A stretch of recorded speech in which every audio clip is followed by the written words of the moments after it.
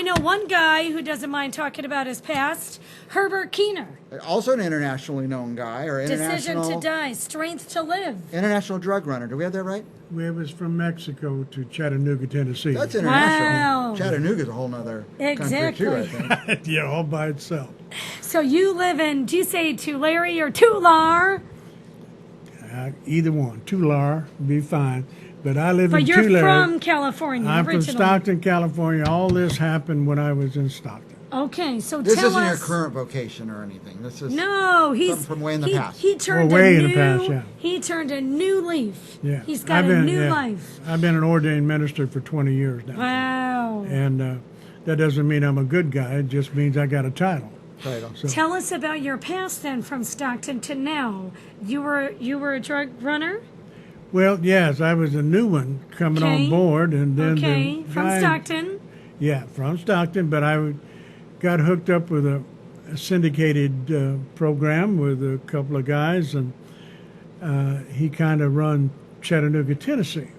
A guy in Okay. Modesto hooked me up with him, and he wanted to start new. In the Okay. book, it tells about all. I'd done 3 runs, but there was an undercover cop there, undercover for 3 years in their boy. organization. So naturally, They were here I- watching you guys. well, from the gate, it was a total setup from the start. But anyway, as it turns out, only God got me out, loose from the syndicate, loose from the law. And it turned out that they thought I was stealing the pot when I was out there, which I was running in the swamps. It was marijuana you're... Marijuana, yeah, it was. Which is crazy because now it's legal. So. But now, yeah, well, it was about $90,000 worth. And Okay. Those days, that's a lot. Was yeah. it ever hard, like just marijuana? Was it other kind no, of? just marijuana. Which I is so didn't sad, deal with it. 'cause I didn't even use it at the time. Yeah. I was in there for the money. Yep. Their program, the ending program was to take in 3,000 pounds a week. Now that would have been a ton of money. Yeah. To But- Chattanooga.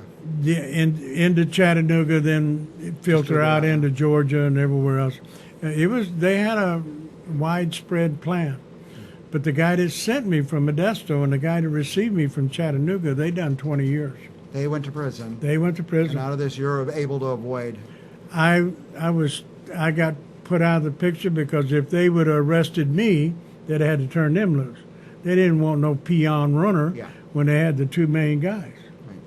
And they brought it on themselves mainly because, if I was going to steal the pot, I think I would have done it in Stockton instead of driving 2,000 miles and stealing. They're all pot. suspicious of each other. Right, Nobody that's trusts always that anybody. way, yeah. Huh. So, but anyway, the main thing on this book right here, if any of the young people read that, They might get inspired, like, hey, no, I they shouldn't be doing they this. may treat their mother different Oh, because okay.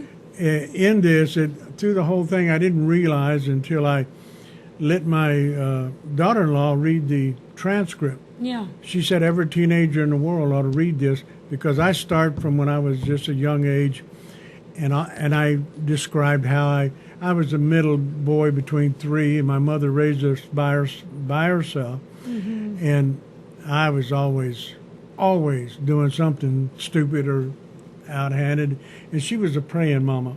I didn't even believe in her. So I didn't even believe anything. The only thing I believed in was me, and the best I could do for me, that was good. And so a number of times in there, I talk about how I disrespected her. Now that she's gone, I look back to that and said, wow.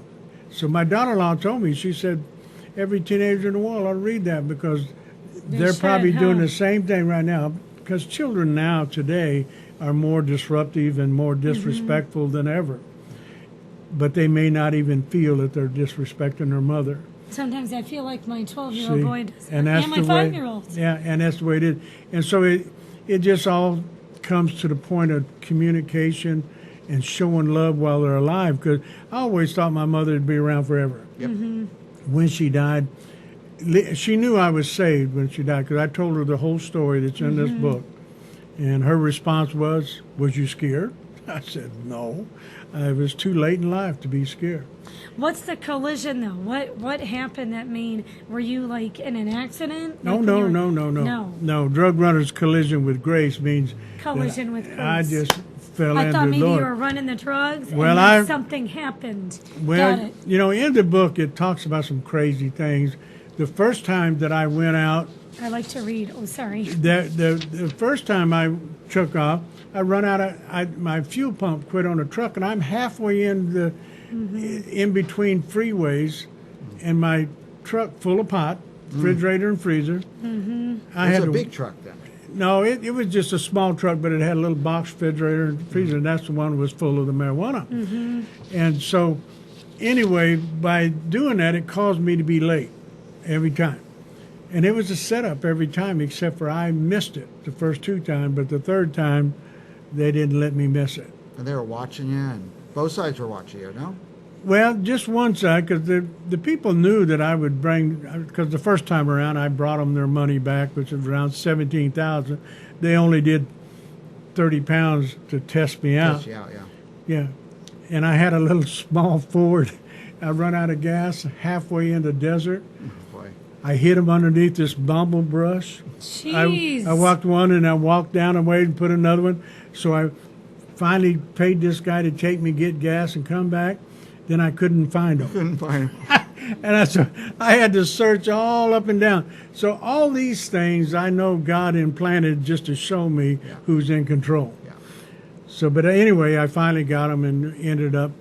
But the main thing out of the whole story is this, that when I went to commit suicide, that's the decision to die, strength to live.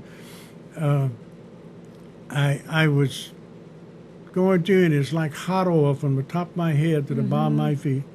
And it's just like it was yesterday. It's not like it was 35 years ago. Right, you remember. And everything. even now, when I talk about it, you know, because I knew I wasn't going to live, and this was in March 15th of '84, and so when I went to commit the act, that hot oil come down, and this voice said, "Now that you've decided to die, you'll have the strength to live." And I got a peace inside me that I never had in my entire life. I was 43 years old at that time.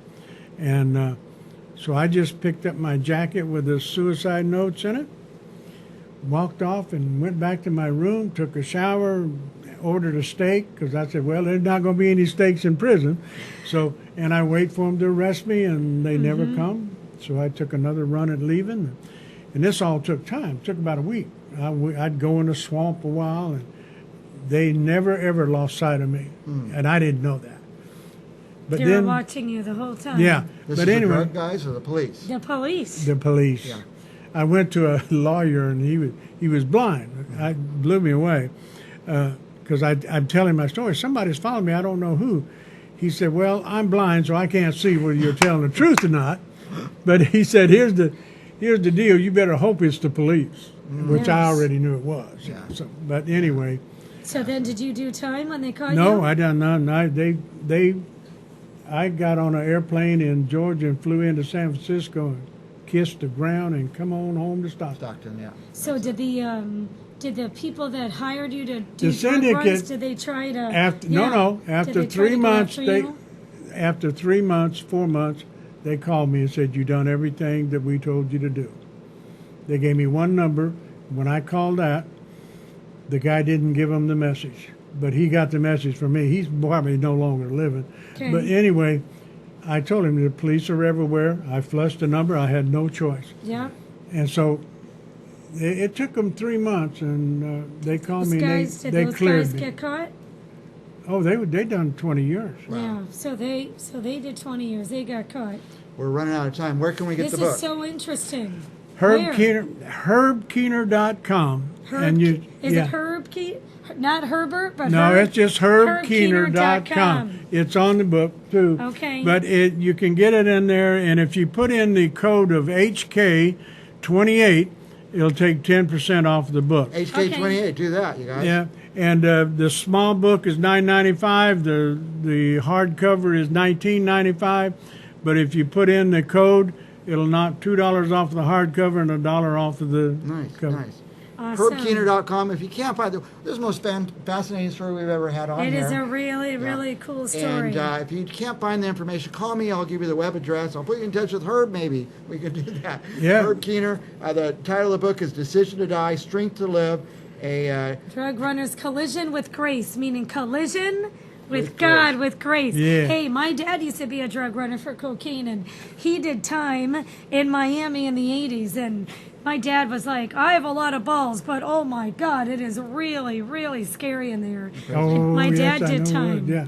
Well, I I'm ministered it surprised Louis doesn't have Jesus. after in I him. got back and got calmed down. Well, first thing I did is set up another deal, and God took care of that. That's in the book. Okay, But anyway, I ministered in San Quentin right after that. Oh, you did. You know what? That would be cool to talk to the to the inmates. Well, I done it in Folsom and I done it in San that Quentin. totally I gave my makes story. sense. And We It's a are good- out of time. We have one more guest. Don't go anywhere. Lucy's here. The whole Lucy's Lounge is here. We're going to talk to him about Yeah, what's the going whole on. one, Frank. We'll be back right after this. HerbKeener.com. Get the book, baby.